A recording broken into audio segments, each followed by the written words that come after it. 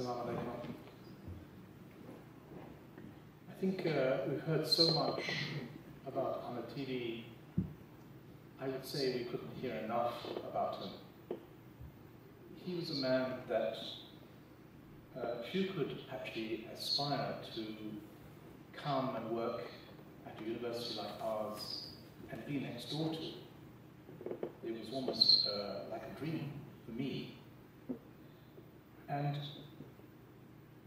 coming to work was more than just coming to work when you had Ahmed Tibi next door to you, because we were both early risers. And when he came in, his door would be slightly open. If I followed him, I'd take the opportunity to knock on his door and say, "Good morning." Merely in return, because whenever I got there, really before him, he would always stop by my door and knock on the door and tease me. And that was the highlight of the morning. It kept me going for the whole day.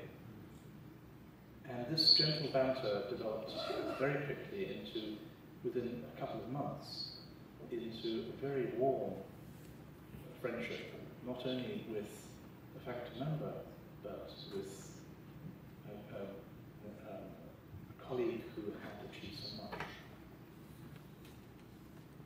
He always had a smile. He was always gentle. He had that sense of presence and kindness, which is not often seen and revealed with such consistency as it was with Ahmed. I think within a very short space of time, it was very apparent to me that this was someone extraordinary, someone very, very special. And he was very special. He was special to his family. He was special to his own community. He was loyal and dedicated, and very particular in attention to detail. I actually happened to do a little homework before I took up my faculty appointment here at Cornell. And at that time, I happened to do some searching. And I actually found a book. That book was the same book that Steve Jarvis had referred to earlier. And before I came here, I said, if I'm going to be next door to Max, I knew where our office was going to be, perhaps I ought to have a look at his book. That book is actually quite hard to find now because it's out of print. And I got a copy. And in fact, when I did get it, I was absolutely amazed. Here's a part of science and research encapsulated in one book. And he actually was the person I thought, perhaps I could approach him and ask him if he could perhaps sign my copy. I actually was hesitant to go to him because I thought perhaps I shouldn't do that.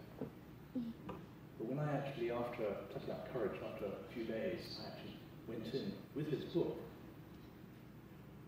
and I was going to ask him his work. He spotted it immediately. He said to me, "You've got my book." And he actually had lent his book to somebody who unfortunately had not returned it. This was actually my copy. And he said, when we got that straightened out, it didn't take long. He was extremely forgiving. He said, "You know, I never lend books. I shouldn't lend books. I should learn not to lend. But let me sign a copy." And so you would normally expect perhaps someone to do it on the spot. But he didn't. He took the book and he said, "I'll give it back to you in a few days." And in fact, you wonder what people are going to write. When you actually perhaps ask to write something yourself on a card, commemorative anniversary, you yourself sometimes are stuck for what is really original, what can you do.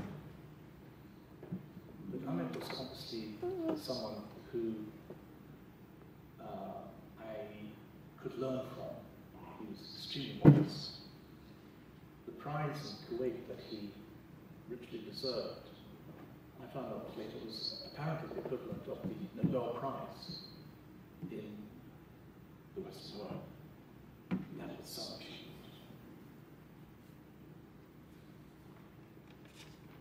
We heard about sharing, and I'd like to emphasize that. He was a man who wanted to share as much as he could with as many as he could. He was unstinting of that. Personally, he actually helped to guide me in my work. He was a great mentor. He actually offered advice and papers. He showed me some of his. We sat down often and talked about many things spontaneously. And that was almost like having someone as a guest that you always want to invite back to home.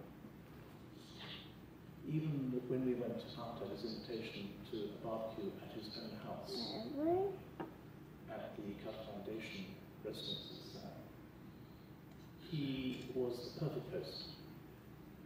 He always paid attention, he looked after everybody, he tended to everything, he wanted to do it properly. But that was not the point. The point was being with him and in his company. I'm not sure if I can use this analogy. We all know what diamonds look like. We all know that they sparkle if you turn them.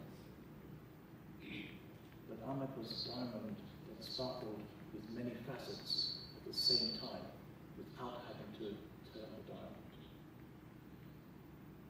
I thought, Basil, are with you and your family. We wish you, Father, every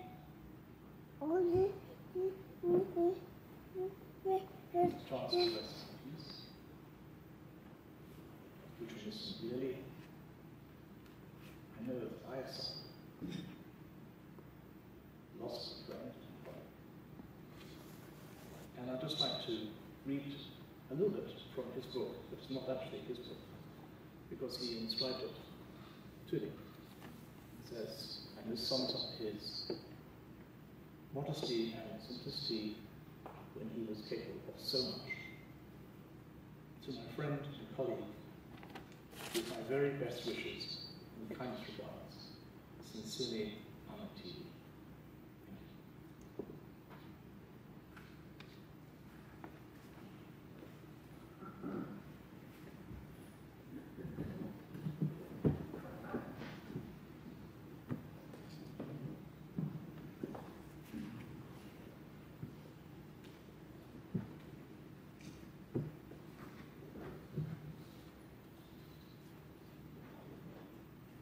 Ahmed was a bright light in my life.